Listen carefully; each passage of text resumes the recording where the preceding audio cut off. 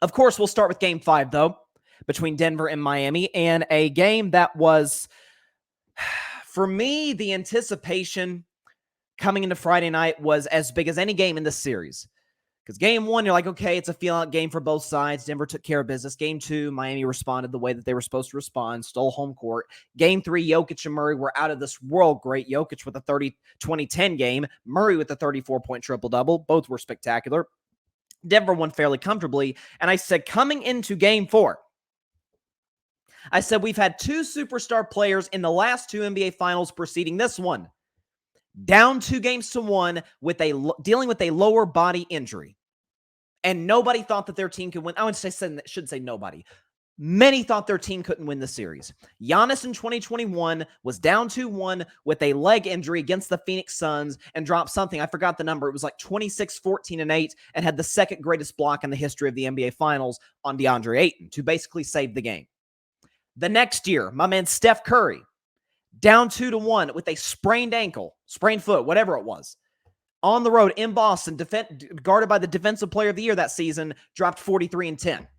Again, both Giannis and Steph, again, led their teams to those Game 4 wins. Both guys went on to lead their teams to the title, both in 6 games. I said, okay, if Jimmy Butler is truly who folks say he is, and who I've said he is, religiously, playoff Jimmy. It's the game. These are the games. You got to validate that. And he didn't. This game for Miami, of the 3 losses at this point, this is by far the most gut-wrenching. Game 1, okay, Denver did what they were supposed to do, right? They got a ton of extra rest over Miami. It was rest, not rust, that came into play. Game 3, okay, yeah, Denver stole back home court, but it's not do or die. It's not, a do or die game. We have to win. Matter of fact, I feel like Denver kind of had to win that game in order to not allow Miami to get the upper hand. Jokić, for the first time, certainly in these finals, dare I say all playoffs long, had a, it's fine. He played okay. By his standards, okay is 23 and 12 with 4 assists. Again, the Heat only held him to 4 assists, similar to how they did in Game 2. Was inefficient, 8 for 19 from the field. Was in foul trouble most of the game. You'll take that if you're a Heat fan.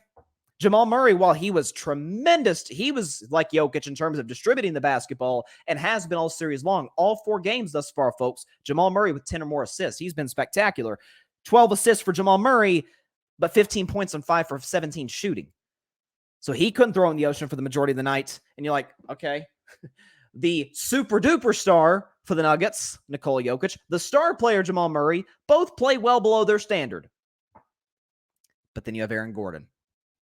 Career playoff high 27, was on both ends spectacular. Could not have been better. I mean, we know what the lob threat he's been going back to his days in Orlando. Obviously, he was traded to the Denver Nuggets midseason about 2 years ago and has really kind of evolved into Denver's 3rd best player. We've always thought it, I guess, just based off of salary and based off of expectations where he was drafted. We expected it to be Michael Porter Jr.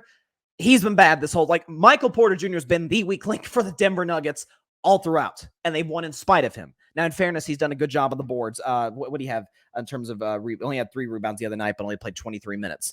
And then he had Bruce Brown off the bench, 8 for 11 shooting, gave you 21 points. I've always been a big Bruce Brown fan of this show. I think he's a good 3-point shooter and a tremendous defender on the perimeter.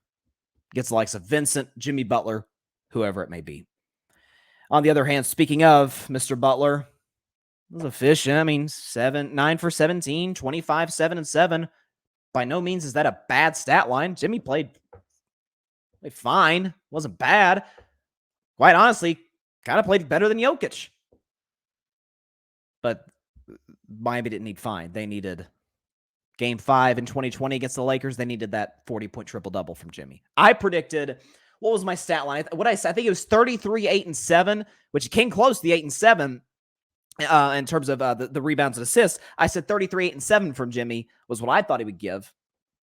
I thought that, some of the Miami players, some of the shooters would shoot better for the field, especially from 3. Again, Miami number 1 in these playoffs in shooting the 3-pointer, 32% last night, or Friday night. I'm sorry, 32%.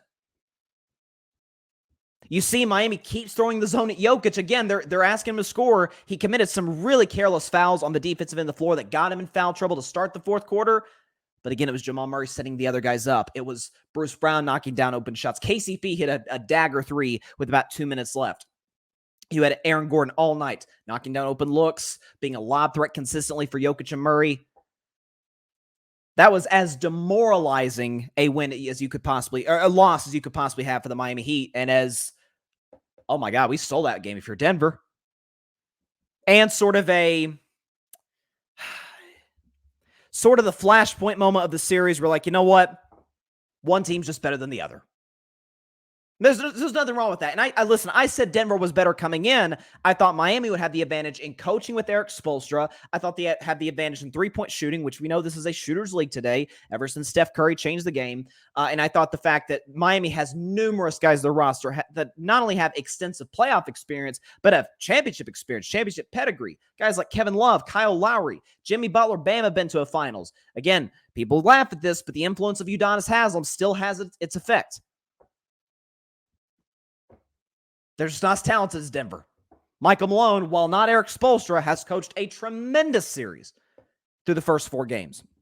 And now Denver in a position tonight, obviously, are a 8.5-point favorites. Again, Tyler Hero, according to multiple reports, is going to try to play tonight. He's going to suit up.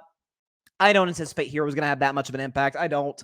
I could see him being put out there to start the second quarter, see what he's got, maybe run a couple plays for him. But again, he broke his hand just 2 months ago. And I saw him in shoot around today. He doesn't look good. Okay, like the shooting motion doesn't look great. The hand still doesn't look all that comfortable. He's got a big wrap around it. I don't see Tyler Hero having that much of an impact. I could see him playing maybe 8 to 10 minutes. And once the Heat coach is like, okay, he doesn't. It's a last desperation effort. And I don't blame Miami. You know, your season on the line, you might as well try it. If Tyler Hero is willing to say, hey, let's see how it works. Maybe I do play well. Maybe I am the boost that this team needs to try and steal a Game 5 winning, extend this series. Maybe, but I don't anticipate that to be the case. So I'll predict this game at the end of today's show. Here's what I will say, though. I don't think if the Heat win, Tyler Hero is going to have a whole lot to do with it. And I think if the Nuggets win, Tyler Hero is going to have a whole lot to do with that. Because every shot the Hero gets with an injured hand is a shot that Jimmy, Vincent, honestly, I'd have Tyler Hero shooting with a broken hand that I would Max Strus right now. He's shooting like 20% on open threes, for crying out loud. Gee whiz. Might have considered benching him. But one team's just better than the other.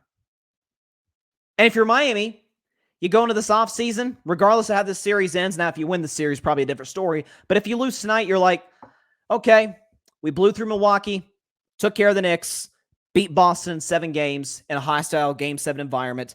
And you sit back and you say, okay, we lost to a better team in the finals because they were bigger than us, played in some instances smarter than us, and they have more shot creators than us. And oftentimes we can talk about three-point shooting all we want. And again, there was sort of this thing like, oh, Denver didn't shoot well in Game 3 from three-point range and still won. I didn't think the three-point battle had anything to do with Game 3 whatsoever. It had everything to do with the fact that Jokić was getting everybody involved, scoring himself, and Jamal Murray couldn't miss. And you had Christian Brown come off the bench giving you 15 points on like 7 or 8 shots.